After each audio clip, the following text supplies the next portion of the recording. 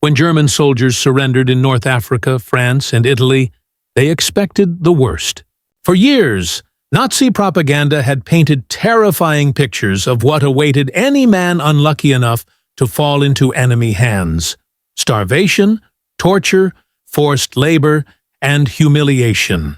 Many of them had grown up on these stories, so when they were lined up under guard and marched toward captivity, their minds conjured the darkest images imaginable.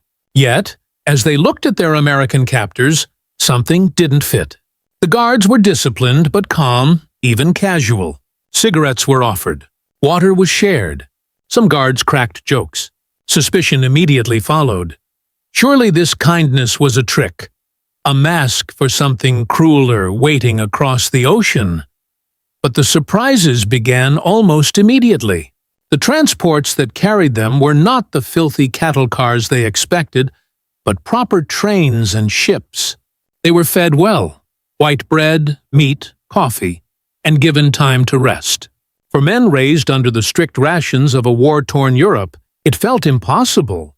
Why would the Americans waste good food on the enemy? Some convinced themselves they were being kept healthy for slave labor or gruesome experiments. Still, as they crossed the Atlantic, staring into the endless blue horizon, fear slowly mingled with confusion. They had been trained to see themselves as the chosen soldiers of a 1,000-year Reich. Now they were prisoners, powerless, heading toward a land they had only glimpsed through propaganda posters of skyscrapers, jazz bands, and Hollywood stars. When the American coastline came into view, they saw a world beyond imagination.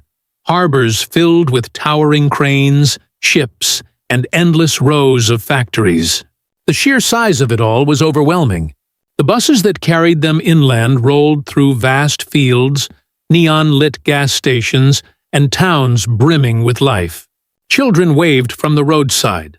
Ordinary Americans went about their day, unconcerned by the passing convoys of enemy soldiers. The prisoners, who had come from bombed-out cities and collapsing fronts, stared in disbelief. How could a country so vast, so alive, be the same enemy they'd been taught to despise? When they arrived at the prison camps, their disbelief deepened. Rows of clean barracks, mess halls, medical stations, and even recreation areas awaited them. Yes, there were fences and barbed wire, but the orderliness and efficiency of it all unsettled them more than brutality ever could. The food shocked them most. Instead of watery soup and black bread, they were served generous portions: meatloaf, potatoes, beans, milk, even fruit. At first, many refused to eat, convinced it must be poisoned or drugged. Hunger soon won out, and their suspicion gave way to astonishment. Rumors spread quickly. "They feed us better than our own army." Life in the camps was strict but fair. Roll calls were punctual. Guards carried rifles. But there were no beatings or random punishments.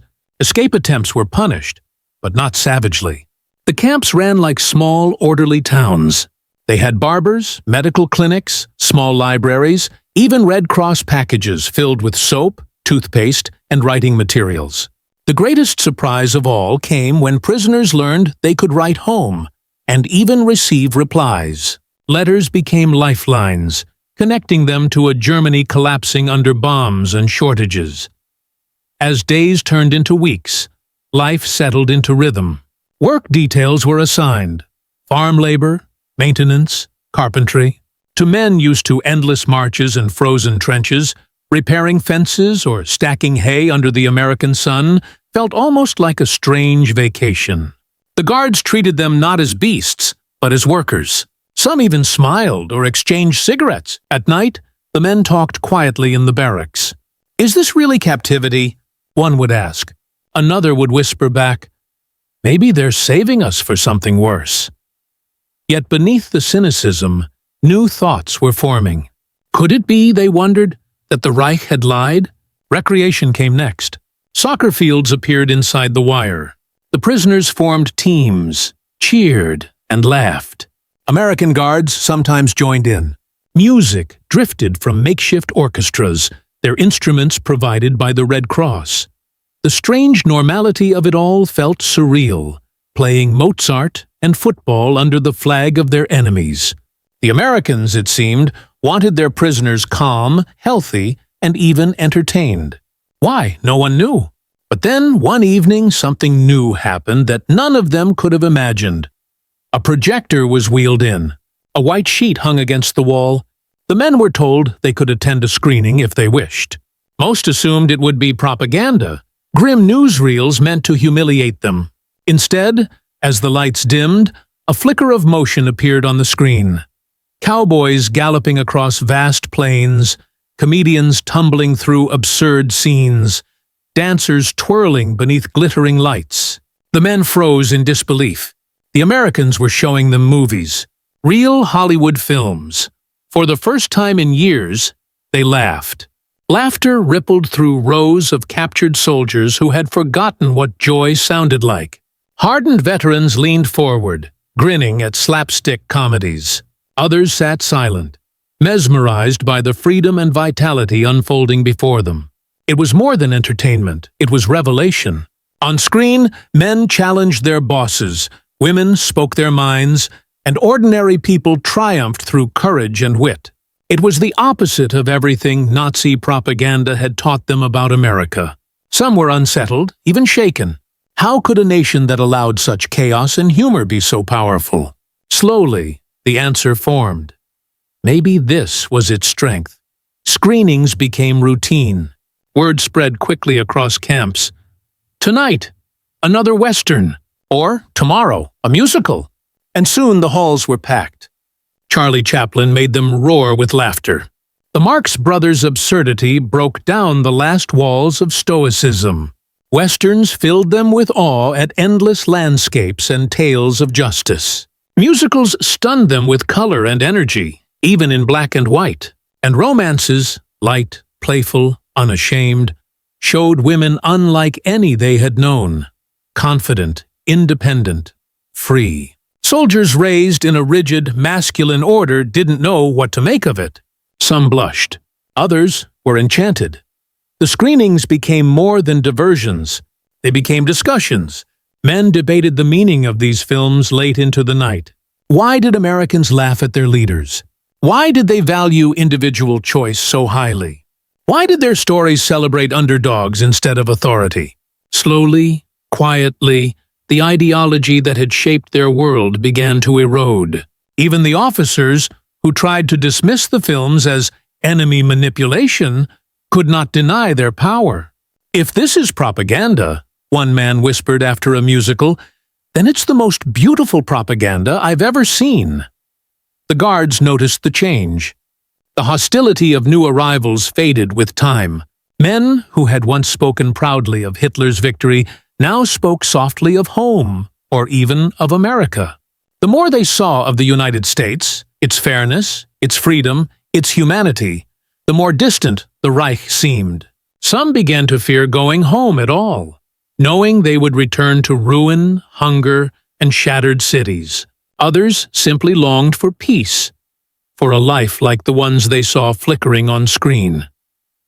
By the war's end, when repatriation began, those same men boarded ships back across the Atlantic, carrying with them memories of laughter behind barbed wire. On the voyage home, they spoke quietly among themselves about what they had lived through. "No one will believe us," one said. "How can we tell them we watched American movies while our cities burned?" And indeed, when they returned, few did believe them. Families who had endured bombing and starvation could not imagine that their captured sons had seen Clark Gable, Ginger Rogers, or cowboy epics projected in prison halls. To them, it sounded absurd, yet those memories endured.